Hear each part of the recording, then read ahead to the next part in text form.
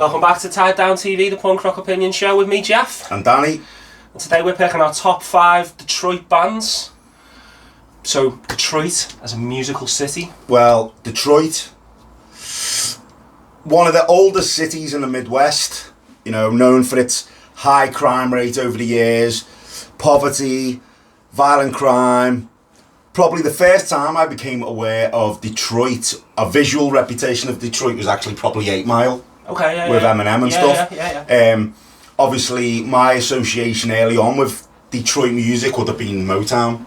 Yeah. My mum and dad, big Motown fans. Yeah. You're talking about one of the greatest record labels in music. 100%. Some of the greatest songs ever written came out of that Hitsville building. Musicians as well. Some of the great that Hitsville building. You know, some of the best songs ever came out of that building. Mm-hmm.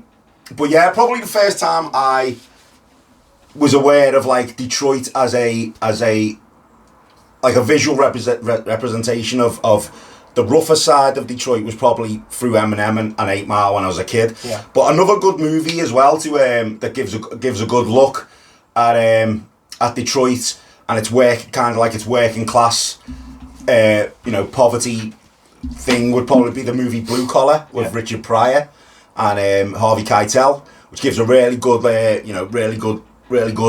insight into like the hardship of working class Detroit. And I'm trying to think. Do you know what? I don't know about a visual representation, but weirdly, and I know you'll have seen this film, when I got kind of the idea that Detroit was a rough city, I was quite young and I was watching Best of the Best. And one of the guys in Best of the Best is talking about it. He shares the room with Virgil, and is it Sonny? Yeah, and they're sharing a room, and he's like, "I never been to Detroit. What's it like?" And he's like, "Well," and he starts describing this like urban thing outside of his window, basically. And that's when it kind of like I always think of that when someone says Detroit. I was thinking, "I've never been to Detroit. What's it like?" That's mad. I never expected Best of the Best to be mentioned on the punk rock opinion show. I've got to say that. No, fair enough. But musically, Motown and obviously rock and roll. Yeah, I mean, just to talk about the music. We've talked a little bit there about, you know, the city, what we know about it through film, through, you know, what we've learned through music and stuff. But just talking about the music for, very musically diverse city in it. Yeah. You know, it's known for its soul, its jazz, it's techno, it's blues, it's gospel, it's hip hop, and of course, it's punk and it's hardcore, which is where we come in here now. So yeah, we wanted to have a talk about, you know, Detroit, its rich history of punk rock, and obviously, as usual, we picked our 5 favourite bands.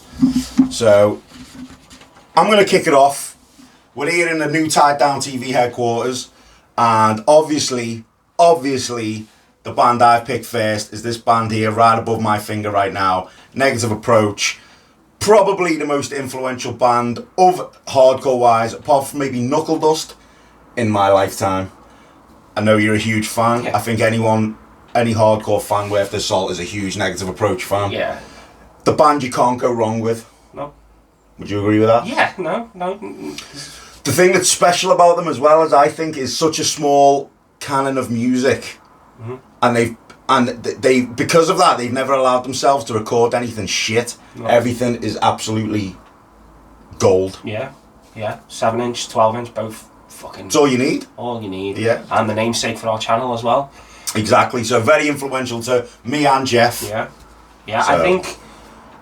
Yeah, I not much else to add. I know you say that to you they're pretty much the greatest hardcore band of all time. Yeah, for me they probably are. Although I have a different opinion on who that is, can't say you're wrong though, because I think there's 3 or 4 bands that are always in that would always have to be in that discussion. The reason I rate them so highly is I look at the year, you know, when they started out. I think John Brannon's vocal. We've mentioned this before, but I've got to mention it again. I don't know anyone who was singing quite that brutal and quite that tough at that time. Absolutely not. And I don't think anyone sounded... To me, that almost makes them the first like tough guy sounding band that there was. Okay. I feel like that the seed for that was planted with Negative Approach. Okay. I mean, no arguments. 100%. There was pissed off punk, obviously, and there was pissed off hardcore.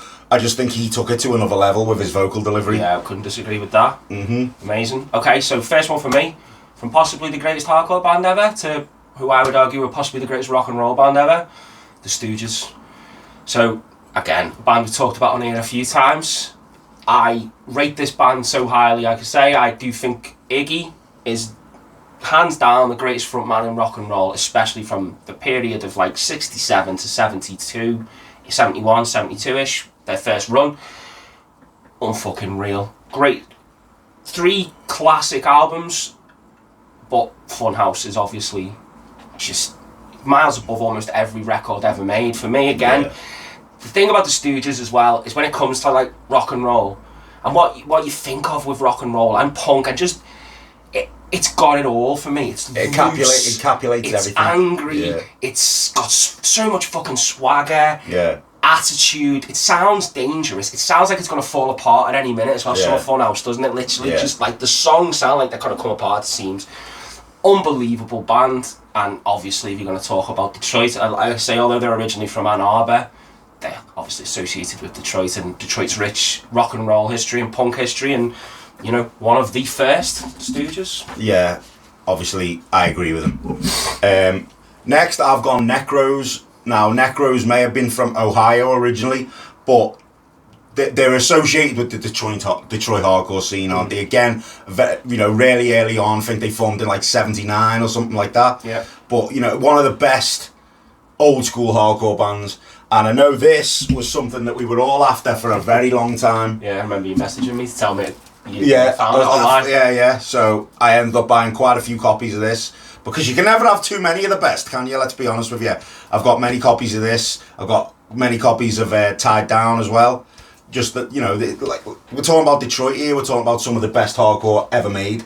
There you go. Some of the best music ever made. Yeah, it's one of the best music ever made. Okay, cool. All right, number 2 for me. So I'm sticking with the theme a little bit. My list does tend to lean more on the sort of proto and rock and roll, but I've gone with Death.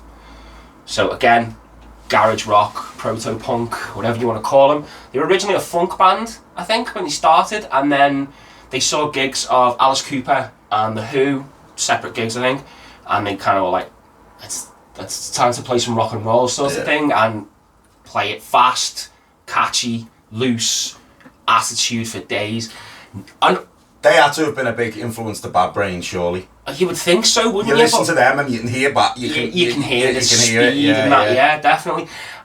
I think they were not as obviously globally well known for a long time, and then obviously they started gaining cult followings, and then I think it was 2009 when Touch and Go released the Whole World to See album, and then 2012 you had the documentary, obviously, a band called Death, which then everybody discovered Death. Yeah.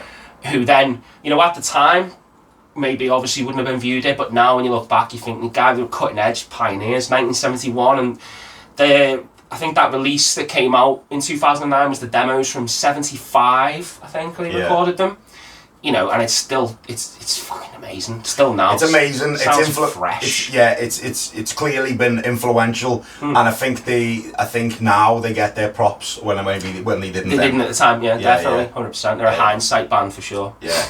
My next pick, I've spoke about this band quite a few times. The most underrated band in hardcore for me, Earthmover. I've said it before. The greatest vocals in hardcore. I've said it before.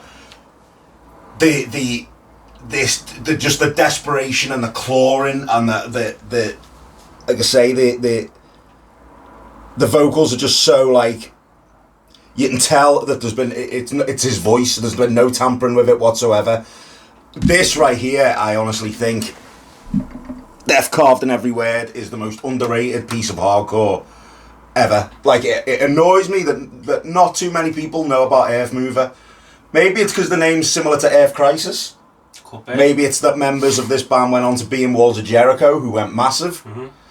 But if you haven't heard Earthmover, I really suggest you get onto them, because they're absolutely amazing. Like, when I first heard this, it blew my head clean off shoulders. Man.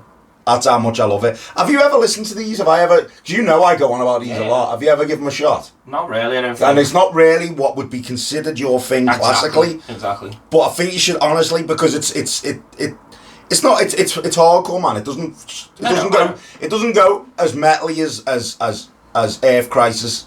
To be fair, you're pretty in tune to what I do and don't enjoy. Yeah. Hence why even though I don't like beatdown, when we did the beatdown episode, I came away and like, okay, there's some tracks here that I admit are fucking great, and you know, from bands I don't like. So if you say I should listen to it, I'll give it a listen. Give it a go, man, because it's unbelievable. Cool. Alright, next one for me. So I'm going with a hardcore band now. I've gone with The Fix. Very short-lived, from 80 to 82, 2 7-inches, done, gone. Formed by Steve Miller, not of the Steve Miller Band, but a guy who I believe is quite a prominent author and a journalist now. And then in, I want to say 2006, I think Touch and Go put out the comp. I can't remember what it was called now. What was it called? Speed of Twisted Thought. There you go, I had it written down there. It's no nonsense, fast hardcore. I think that comp's got like 9 studio tracks, which is the 2 7-inches, and then some outtakes and live stuff, and that's it. Short, concise, fast to the fucking point. They are, other than the couple of hardcore bands that Danny's talked about that I love, from when it comes to Detroit hardcore, they're the ones who stand out for me as well. So yeah, The Fix. My next pick is a band I actually don't know much about their history, so if anyone could help me out here, it'd be great. I've picked a band called Pitbull, who released a few great releases back in the late 80s, early 90s. Had an amazing New York sound to him. Singer sounded a little bit Paul Bearer-ish, a little bit Mike Judge-ish. Nice. Really tough sounding, kicky and a nut hardcore. One of my biggest regrets is I had the CD they released on, what record label was it? Nemesis or maybe Eyeball, one of them.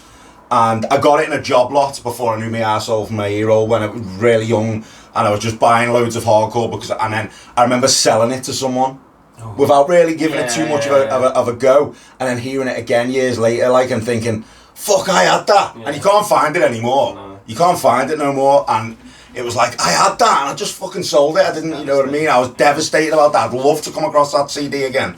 But yeah, I don't know much about Pitbull, other than they had a really hard New York sound from Detroit. So yeah, that's my next pick. Excellent.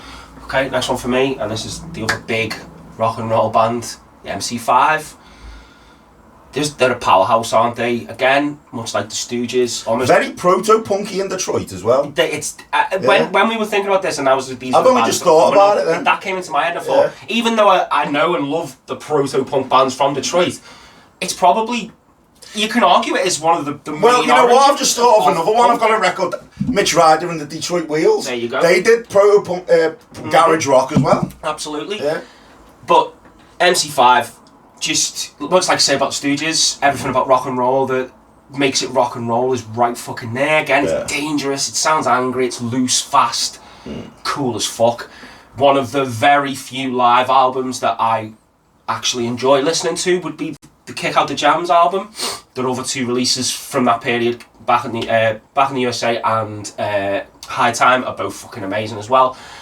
Just very soulful, I think, as well, influenced by the city's rich history of soul music, I think, the MC5, but it's just cool, crazy. They were part of counterculture movements, political movements. They, a real fucking dangerous band at the time, I think. Yeah. And, the song Kick Out the Jams has been covered by fucking loads of bands. Blue Oyster Cult, Bad Brains did it with Rollins fronting them.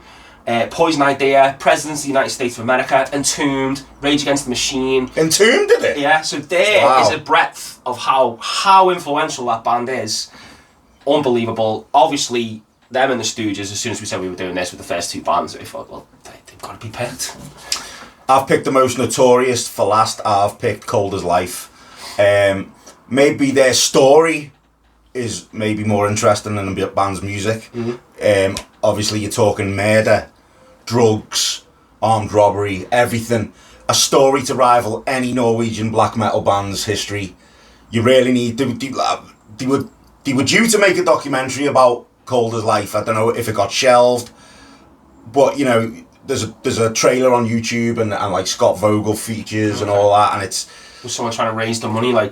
yeah, something like that. Never reached the goal. And I would love to have seen that finished off, because this is a band whose notoriety precedes them. Yeah, 100%. And don't get me wrong, Born to Land Hard is a classic hardcore album. Their best stuff is I'd say the Raw and Beauty demos from like '93. You listen to something like Terror Zone. Oh my God, what a hard song that is. You talk about painting a picture of Detroit for you back then. absolutely amazing. But yeah, Cold as Life. If you're not familiar with this story, go and check it out. You'll want to learn more and you'll be gripped, trust me. Particularly read about their singer who unfortunately was murdered, Ron Beauty. He was murdered by his roommate. It's a story that after I remember you telling me about them.